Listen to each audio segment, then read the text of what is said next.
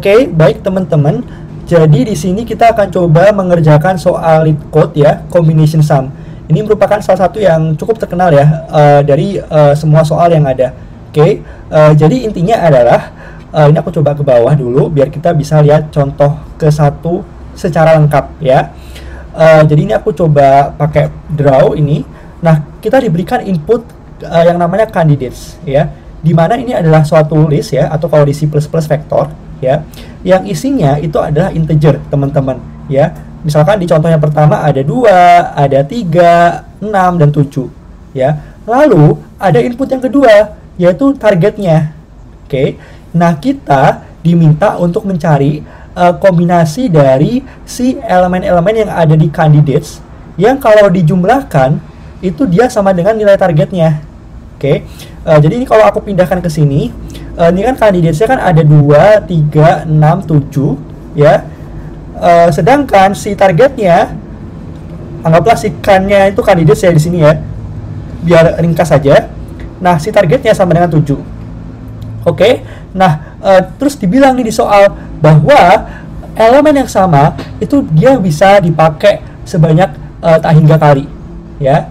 Oke, jadi kalau misalkan kayak gini, si elemen 2 atau 3 dan seterusnya, itu dia bisa dipakai berkali-kali. Jadi kalau untuk menyelesaikan soal ini, maka kita bisa lihat bahwa si elemen yang 2 ini, itu dia awalnya kita tambahkan ke suatu list gitu ya, atau vektor. Ya, lalu kita tambahkan lagi, jadi 4, tambahkan lagi jadi 6 gitu ya. Nah, baru nanti kita tambahkan dengan misalkan 2. Tapi kalau ini kan dia kelebihan kan ya. Jadi kita coba istilahnya hapus. Nah, yang 2-nya ini dia jadi 3 ya. Jadi kalau kita pindah ke sini untuk yang posisi ketiga, nah kalau kita tambah 2, tambah 2, tambah 3, nah hasilnya adalah 7 gitu ya teman-teman ya. Nah, itu adalah kombinasi dari si elemen yang ada di candidates yang kalau dijumlah nilainya sama dengan target ya. Begitupun juga kalau seandainya kita lihat ini yang elemen paling akhir, itu dia udah sama dengan target. Jadi walaupun dia nggak dijumlah dengan elemen yang lain, tapi karena dia udah sama dengan target, kita bisa tambahkan ke output kita ya. Jadi outputnya itu adalah sebenarnya list dari list, atau kalau di C++ vektor dari si integer itu sendiri ya, yang merupakan kombinasi yang ketika dijumlahkan dia menghasilkan nilai target ya. Nah, jadi kalau di contoh yang ini itu kita bisa katakan bahwa dia ada 2,2,3, ini kombinasi yang pertama. Nah, kombinasi yang kedua itu adalah yang 7. Sampai sini paham ya teman-teman ya? Oke. Nah, gimana caranya kita bisa menyelesaikan soal ini ya? Ini aku coba hapus dulu ya. Lalu kita coba berpikir dan berdiskusi bareng-bareng ya. Kan kita punya input candidates seperti ini kan ya. Oke. Jadi aku coba tulis lagi ya, biar ruang spasinya itu gede ya. Jadi kita bisa coret-coret di sini dengan area yang lebih luas. Nah, kalau teman-teman lihat ya, si 2 ataupun elemen yang lain itu kan dia bisa dipakai lebih dari sekali, ya nggak? Oke. Nah, kalau seandainya nih awalnya gini, aku mau mulai dari 2, lalu aku tambahkan dengan 2, lalu aku tambahkan dengan 2 ya, lalu aku tambahkan dengan 2 lagi. Oke. Nah, tapi kalau teman-teman perhatikan 2 tambah 2 tambah 2 tambah 2 ini kan jumlahnya 8 ya. Oke. Karena dia udah lebih dari target ya, kita pengen hapus 2 ya, lalu kita ke step sebelumnya, lalu kita coba explore 3. Oke. Kenapa 3? Karena kan satu elemen setelah 2 kan 3 ya. Nah, lalu kita cek 2 tambah 2 tambah 2 tambah 3 itu kan dia lebih dari 8 juga kan ya, bahkan dia lebih dari 7 juga. Nah, jadi ini itu ya, dia lebih dari target. Nah, karena lebih dari target, kita coba hapus kemungkinan ini ya, lalu kita coba explore ke elemen yang lain, 6 dan seterusnya gitu ya. Nah, ketika kita udah explore semuanya ya, dan ternyata nggak ada yang sama dengan target, maka kita hapus ini, lalu kita ke step sebelumnya ya, dan seterusnya teman-teman ya. Jadi ini kita explore ketiga. Nah, kalau di sini kan bisa ketahuan kan 2, 2, 3 itu dia sama dengan 7 gitu ya. Nah, terus kita coba explore lagi 6, oh ternyata dia lebih dari target. 7, dia lebih dari target ya, karena 2 tambah 2 tambah 7 kan udah berapa itu, dia lebih dari 7 kan ya pasti. Oke, dan seterusnya. Nah, kalau cara seperti ini teman-teman ya, maka ini kita pakai yang namanya backtracking ya. Oke, karena kita bisa explore semua elemen gitu ya, lalu kita kalau seandainya dia udah melebihi target, kita bisa balik ke step sebelumnya gitu ya. Jadi ini backtracking. Oke. Nah, tapi yang menarik adalah sebenarnya gini teman-teman. Kalau teman-teman perhatikan di soal ini, dia juga bilang bahwa dua kombinasi itu bisa dikatakan unik antara satu dengan yang lain. Kalau seandainya apa? Kalau seandainya frekuensi dari salah satu elemen itu jumlahnya berbeda. Nah, jadi kalau misalkan kita punya kombinasi 2, 2, 3, itu sebenarnya sama aja dengan 2, 3, 2. Kenapa? Karena frekuensi dari elemen 2 di sini kan ada 2. Sedangkan frekuensi 3 ada 1. Yang di sini juga frekuensi 2 ada 2. Yang di sebelah kanan ini frekuensi 3 juga 1. Karena frekuensinya sama antar semua elemen, maka kita bisa bilang ini sama. Ya, jadi kalaupun kita ubah posisi atau urutannya, ya, as long as frekuensi antar elemen itu sama, maka kita bisa bilang bahwa itu sebenarnya adalah satu kombinasi. Kita nggak bisa bilang itu dua kombinasi yang berbeda, gitu ya teman-teman ya. Oke, nah berarti gimana caranya kita bisa make sure di codingan kita bahwa kita tuh nggak mau loh ini tuh dia ditambahkan berkali-kali gitu ke output. Karena kan bisa aja nanti 223 lalu juga ada 232 ketambah ke output semua. Harusnya cuma salah satu aja kan ya. Kita nggak mau dua-duanya atau semuanya keambil. Oke. Karena ini kombinasi bukan permutasi ya. Nah, jadi yang perlu kita perhatikan di sini lagi nih teman-teman. Ini aku coba hapus dulu gitu ya. Lalu aku coba coret-coret lagi ya supaya agak rapi dikit tulisannya. Jadi kalau teman-teman stay tune ya, coba kita lihat bareng-bareng nih. Jadi ini kan ada 2 ya. Oke. Nah, lalu kan tadi kan kita kayak gini kan, 2 terus gitu kan sampai dia melebihi target. Kalau dia udah melebihi target, kita kan coba balik ke step sebelumnya kan ya. Oke. Nah, kita pengen pastikan bahwa ketika dia ke sini ke elemen yang lain di eksplorasi selanjutnya, dia itu nggak lagi mengunjungi 3. Nggak lagi mengunjungi 2. Jadi di bagian ini nih ya, jangan sampai ada 2 lagi. Kenapa? Karena kalau seandainya di sini ada 2, misalkan ini 3 gitu kan, ini 3, lalu ini ada 2 lagi di sini ternyata gitu. Nah, terus yang ini misalkan ada 3 lagi, misalkan targetnya nggak 7, misalkan targetnya ada berapa gitu ya, yang dia masih bisa kita perbolehkan di sini bisa 3 gitu kan ya. Misalkan ini 2, ini 3 di sini. Nah, kan ini sama si ini itu kan sama ya teman-teman ya. Oke, kalau seandainya ada 2, satu aja 2 di bagian sebelah kanan dari 2 ini ya, maka udah kita pastikan bahwa nanti kalau itu terus-terusan terjadi akan ada yang sama tuh ya. Jadi dia urutannya beda tapi dia sebenarnya frekuensinya sama ya. Jadi yang perlu kita lakukan adalah di codingan kita pengen make sure bahwa kalau seandainya kita udah selesai explore elemen itu, eksplorasi selanjutnya itu jangan sampai ada 2 di situ. Jadi kalau misalkan ini udah selesai ya, ini kan udah selesai, kita ke step sebelumnya. Nah, di sebelah kanannya ya, di sini ini di sebelah kanan, baik ini kalaupun ada cabang-cabangnya, itu jangan sampai ada satupun yang 2. Itu idenya teman-teman ya, sampai sini paham ya. Nah, kira-kira kayak gitu aja. Kita coba ke codingan ya biar teman-teman lebih clear lagi gitu ya, lebih kebayang ini implementasinya bakal seperti apa gitu ya. Ini aku coba hapus dulu aja ya biar clear gitu ya, jadi teman-teman bisa lebih jelas lagi ya ngeliat codingannya. Nah, karena ini C++, ingat ya kita perlu define tipe datanya ya, karena dia kan tipe statik ya, bahasa pemrograman C++ itu. Oke, jadi yang perlu kita lakukan adalah kita mau coba define yang namanya, ini aku coba ke mouse dulu. Yang pertama adalah outputnya, maaf ini harusnya di sini. Nah, kenapa? Karena ingat ya teman-teman ya, jadi output yang diharapkan dari si soal lead code itu adalah list dari list ya, atau kalau di C++ itu dia vektor dari vektor ya. Berarti nanti kita mau definisikan outputnya ya, jadi vektor dari vektor yang itu isinya integer ya, itu dia kita namakan output. Oke. Nah, kemudian kita juga perlu define yang namanya si aku bilang temp ya, atau temporary. Jadi istilahnya adalah kalau seandainya kita udah dapat nih ya si kombinasi yang ketika dijumlahkan menghasilkan nilai target, kan kita pengen simpan itu ke output kan ya. Jadi misalkan outputnya seperti ini, awalnya dia vektor kosong gitu kan ya. Lalu kita udah dapat nih pas nge-iterase ya, maksudnya cari-cari ternyata ada yang dia kombinasinya itu di misalkan kalau di contoh pertama 2, 2, 3 udah dapat lah misalkan ya. Nah ini itu kita mau tambahin ke outputnya ya. Oke, jadi ini output. Nah si ini yang aku lingkari ini itu kita sebut sebagai temnya ya. Oke, jadi aku coba pindahin aja ke bawah ini si tulisanku ya. Oke, kita coba pindahkan ke bawah.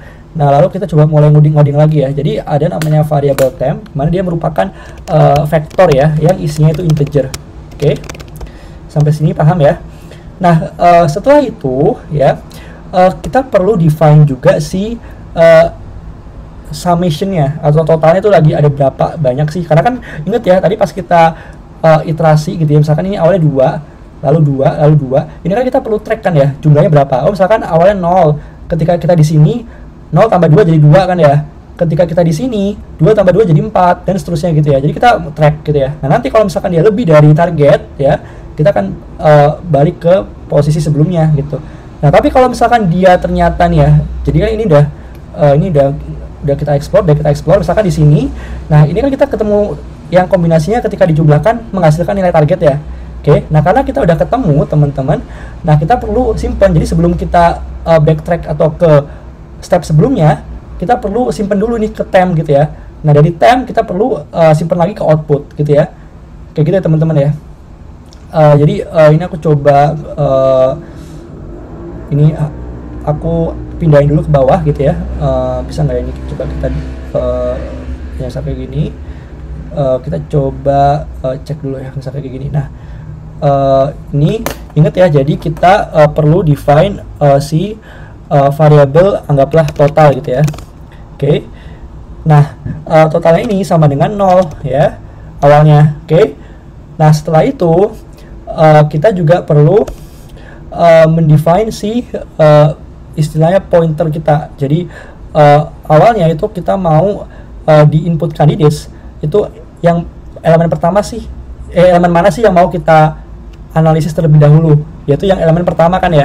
Oke, berarti kita juga bisa bilang bahwa integer dari si anggaplah si i gitu ya itu sama dengan 0. Oke.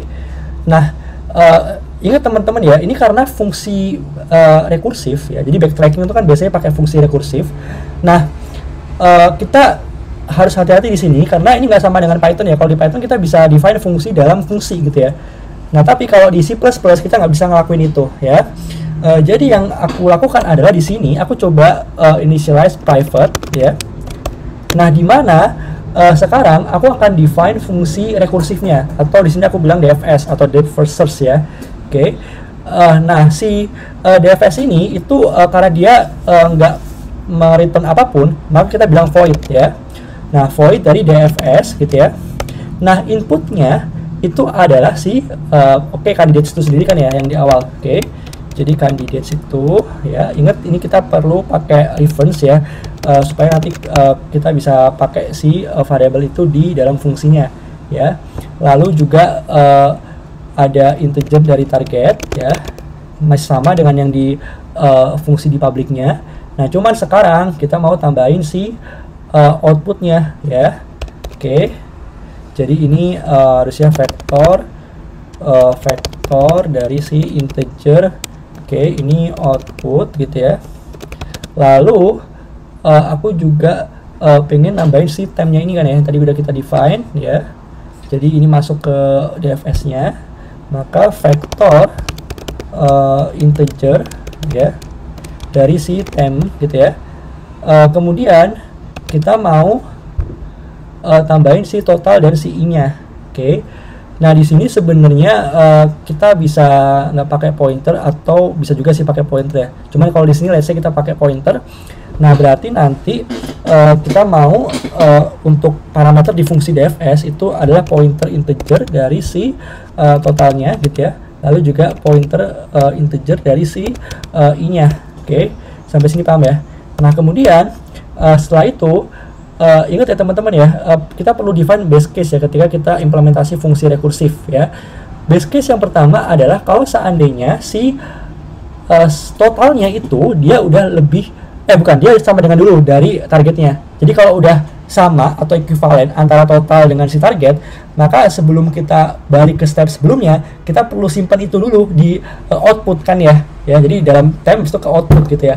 Nah, berarti kita bisa if kalau seandainya si ingat teman-teman ya, karena ini si total itu dia dalam bentuk pointer, berarti kan pointer kan dia menyimpan alamat memori variabel lain kan ya. Maka untuk bisa dapetin value-nya, kita perlu di-reference kan ya. Oke. Nah, berarti ini jadinya total gitu ya, sama dengan target ya. Targetnya ini bukan pointer ya teman-teman ya. Karena dia bukan pointer, jadi kita nggak perlu di-reference kan ya di C++. Oke. Nah, kalau misalkan dia udah kayak gini, udah sama nih antara total dengan target, maka kita bisa tambahin. Ya, berarti nanti kita perlu copy dulu sih temnya ya. Jangan sampai nanti temnya itu dia mengganggu si proses rekursifnya ya. Coba aku bilang gini aja, ini lebih aman ya. Jadi kita bisa vektor dari si integer gitu ya. Anggaplah di sini out gitu ya. Itu akan sama dengan temnya. Oke. Nah, lalu setelah itu kita bisa tambahin si outputnya itu ke si out ke outputnya. Oke, berarti output dot pushback ya, ini kalau di Python kayak append ya, lalu kita tambahin out, oke, yang dia merupakan copy dari si temnya. Oke. Nah, kenapa aku kayak gini? Karena ini lebih aman ya teman-teman ya. Jadi kalau misalkan teman-teman apalagi yang berasal dari Python, kan kalau kita mau append suatu yang masih dia sifatnya dinamis gitu ya ke suatu list yang dia sifatnya global di fungsi rekursif ya, itu biasanya kan kita append dot variabel apa, misalnya variabel temp dot copy kan ya. Jadi nggak cuma append habis itu temp gitu atau append dot variabel, nggak kayak gitu, tapi ada append variabel dot copy. Nah, ini lebih ke konsistensi aja. Jadi di C++ kita juga ngelakuin kayak gini teman-teman ya, itu supaya lebih memudahkan kita lah membandingkan antara Python dengan C++. Oke, sampai sini paham ya. Nah, kemudian setelah itu kita juga bisa bilang kayak gini, itu kan kalau dia sama ya, tapi gimana kalau seandainya si totalnya itu dia lebih besar dari targetnya. Oke. Kalau dia lebih besar, maka yang terjadi apa ya, berarti kan kita nggak perlu ini kan ya, simpen ke output, kita bisa tinggal balik aja kan ke step sebelumnya, maka kita bisa langsung return gitu kan ya. Nah, ini lupa nih, di yang tadi kita juga harus return ya. Oke, yang tadi sama itu kita perlu return, karena kita perlu balik ke step sebelumnya juga. Jadi walaupun sama ya, karena kita mau explore ke kombinasi yang lainnya kan ya. Yang penting ketika dia sama kita udah simpen ke output. Oke. Nah, lalu setelah itu kita bisa tadi sama dengan udah, lebih besar dari target juga udah. Nah, kalau dia lolos ini, berarti kan kita bisa mulai iterasi kan ya. Jadi ini aku bisa bilang for dari integer j sama dengan i gitu ya. Oke. Nah, ketika dia sama dengan i ya, jadi ini mulai dari i ya, lalu kita mau j-nya itu kurang dari si ada nggak sih ini ya, j kurang dari candidates.size ya, jadi banyaknya elemen di candidates ya, candidates.size gitu ya. Kemudian j plus gini. Oke. Nah, kenapa ini j-nya mulai dari i, kenapa nggak mulai dari 0? Karena ingat teman-teman ya, kita mau tadi ya, yang tadi aku bilang di penjelasan pas coret-coret, kita mau ketika eksplorasi di suatu elemen udah selesai, ketika dia explore ke cabang yang lainnya, yang di sebelah kanan ya misalkan, jangan sampai di sebelah kanan bawahnya itu dia mengandung elemen yang sama dengan yang tadi. Kayak misalkan tadi 2 kan ya, 2 jangan sampai ada di bagian bawah kanannya lagi, karena kalau ada lagi pasti nanti dia akan ada 2 kombinasi yang sebenarnya sama gitu teman-teman, cuman dia beda urutan aja gitu. Sampai sini paham ya? Oke. Nah, habis itu kita bisa karena kita udah kita looping, pas di loopingnya itu yang pertama kali kita lakukan adalah kita coba tambahin si totalnya dengan si candidates di posisi itu ya, di posisi J gitu ya. Berarti kita bisa bilang coba kita lihat inputnya. Oke, nah kalau kayak gini kita bisa bilang bahwa si totalnya itu ya itu sama dengan total ya ditambah dengan si elemen di candidates-nya kan ya, di posisi itu, di posisi J. Berarti candidates habis itu J ya. Nah, kemudian setelah kita tambahin total ya, kita juga bisa tambahin ke temnya kan ya. Oke. Jadi kita simpennya secara bertahap. Nanti kalau kita udah ketemu dari yang udah disimpan itu ternyata dijumlahkan sama dengan target, nah kita bisa simpan ke output kan ya. Itu idenya, oke. Nah, ini temnya itu dot pushback dari si candidates J gitu ya teman-teman ya. Oke. Nah, setelah itu kita bisa apalagi yang perlu kita lakukan? Kita bisa rekursif kan ya. Jadi DFS itu sekarang input yang pertamanya itu adalah candidates ya. Lalu yang kedua itu inputnya itu adalah target ya. Lalu yang ketiga itu inputnya adalah output ya. Oke. Output. Nah, yang keempat itu dia si total ya, si total. Oke. Nah, baru yang kelima itu dia si I. Nah, tapi di sini kan kita J ya. Oke. Nah, tapi ingat teman-teman, kan si I ini itu kan sebenarnya kalau teman-teman lihat di parameter di fungsi DFS, dia kan pointer ya atau alamat memori ya. Jadi supaya kita bisa dapat value-nya, maka kita bukan cuma I ya, bukan integer J sama dengan I, tapi integer J sama dengan di reference dari si I. Gitu ya teman-teman ya. Oke. Nah, berarti nanti di sini ya, yang masuk ke DFS itu bukan lagi J teman-teman. Karena apa? Karena yang masuk ke fungsi DFS itu bukan value-nya ya, tapi dia alamat memorinya yang ini nih ya kan, karena kan pointer integer pointer I kan ya. Oke. Sampai sini paham ya? Berarti ini tuh bukan J tapi dia alamatnya dari J ya. Sampai sini paham? Nah, setelah itu kalau misalkan kita udah mencapai base case ya, maka yang perlu kita lakukan adalah kita kurangi kan ya. Jadi karena kita udah kembali ke step sebelumnya, maka totalnya itu lagi nggak semuanya, maksudnya nggak yang misalkan ini aku coba gambar ya biar lebih jelas nih. Tadi kan kita misalkan 2 kan ya. Nah, ini kan 8 nih teman-teman ya. Tadi kita udah buktikan ini kalau udah diekspor semuanya tuh nggak ada gitu ya, nggak ada yang sama dengan target. Ini semuanya lebih besar dari target. Nah, ketika di sini ya itu kan dia sama dengan target ya. Oke. Nah, habis itu karena dia sama dengan target, kita balik ke sini ya, lalu kita cek lagi si possible elemen yang lain kan ya, yang mana tuh nggak mungkin kan karena dia udah lebih dari target tuh. Oke. Nah, tapi karena misalkan udah selesai nih ya, udah nyimpen nih, kan kita perlu balik ke step sebelumnya. Nah, di step sebelumnya kan totalnya nggak lagi 7 kan ya, tapi cuma 4 kan ya, karena dia udah exclude, dia udah nggak menganggap si 3 lagi, karena 3 lagi kan step yang tadi kan ya. Sedangkan karena kita udah balik ke step yang lebih awal, lebih dulu, maksudnya lebih atas di tree-nya gitu ya. Nah, maka yang kita analisis sejauh ini nggak cuma 2, 2, 3, tapi 3-nya kita exclude, kita buang, jadi cuma 2, 2 aja gitu ya. Sampai sini paham ya? Oke, jadi kita perlu istilahnya karena udah balik ke step yang lebih tinggi yang sebelumnya, maka kita perlu istilahnya ngurangi dengan si elemen di candidates yang tadi kita udah explore gitu ya. Berarti ini total sama dengan total dikurangi dengan candidates dari si J ya. Oke, ini aku coba pindahin dulu. Coba kita kayak gini. Oke, nah ini, oke. Jadi seperti ini ya teman-teman. Lalu kita juga melakukan hal yang sama ke variable temnya ya, karena itu udah nggak lagi kita analisis, jadi kita bisa buang. Nah, kalau di C++ kita bisa melakukannya dengan pop back gitu ya. Kalau di Python cuma pop aja ya. Tapi kalau di C++, kalau di vektor gitu ya, itu kita bisa dengan pop back gitu. Itu menghapus elemen terakhir ya di vektor temp. Oke. Nah, setelah kita melakukan ini ya. Oke. Karena dia nggak menghasilkan atau nggak nge-return apa-apa, jadi harusnya udah cukup ya. Lalu setelah itu kita bisa panggil si DFS-nya di member function public gitu ya. Berarti sekarang kita bisa DFS gitu ya. Lalu ini tuh kita bisa candidates ya. Kemudian si target ya. Lalu si output gitu ya. Lalu si temp gitu ya.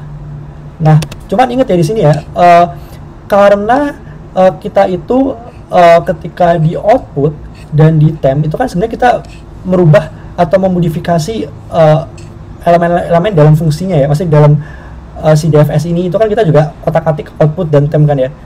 Nah, karena di C++ itu kan by default dia pass by value ya, jadi dia nggak nge-change default value di luar fungsi itu. Jadi kalau kita print di luar DFS itu dia akan sama kan ya. Nah, supaya yang original variable atau variable yang awalnya itu juga keubah gitu ya, sesuai yang kita modifikasi dalam fungsi, maka kita perlu kasih reference di sini ya. Jadi ini reference dari output ya, lalu juga reference dari system ya. Oke. Sampai sini ya, sampai sini paham ya teman-teman ya. Oke. Nah, jadi gitu. Nah, lalu setelah itu kita juga bisa jadi ini output temp gitu ya, lalu total. Nah, total ini hati-hati teman-teman, karena kan tadi yang menjadi parameter di fungsi DFS tuh nggak total doang kan ya, tapi pointer dari total atau alamat memorinya gitu. Berarti ini tuh kita kasih alamat memorinya dari total. Oke, begitupun juga dengan yang i ya. Oke. Nah, kayak gini teman-teman. Nah, setelah itu kita dapat si outputnya. Oke. Ya, ini aku coba run. Nah, ini apa? Ini kurang ya tadi ya, sebentar. Ada candidates, target, output, tempnya kurang ya tadi ya. Harusnya ada temp di sini. Oke. Temp, total ya. Nah, kenapa totalnya nggak dikasih alamat juga? Karena kan tadi kita udah di sini kan ya. Di public ini kita udah kasih alamatnya. Oke, jadi nggak perlu lagi. Ya, tapi yang perlu yang J ini teman-teman. Oke. Nah, itu coba kita cek run. Apakah masih ada error lagi? Dia bilang apa? Oh, bentar. Ini coba kita cek errornya ini di mana? Teman harusnya di sini tuh gini ya, pointer ya. Oke. Jadi karena ini kalau total doang dia cuma alamat memorinya teman-teman. Oke. Jadi ini juga kayak gini. Ya. Nah, ini kita coba cek lagi apakah dia udah bisa sekarang. Nah, udah accepted ya teman-teman ya. Oke. Jadi ingat ya tadi saya lupa di bagian ini, di bagian si ketika kita bentar, ini kenapa nggak bisa di. Nah, ketika kita mau otak-atik totalnya, jangan lupa total doang itu di alamat memori teman-teman. Sedangkan untuk bisa dapat value-nya kita perlu di reference kayak gini ya. Oke. Kayak gitu. Nah, aku coba submit. Oke, gitu teman-teman ya, bisa 100% ya. Oke, terima kasih banyak teman-teman, semoga paham dengan penjelasan di video ini. Sampai jumpa di video berikutnya, terima kasih banyak.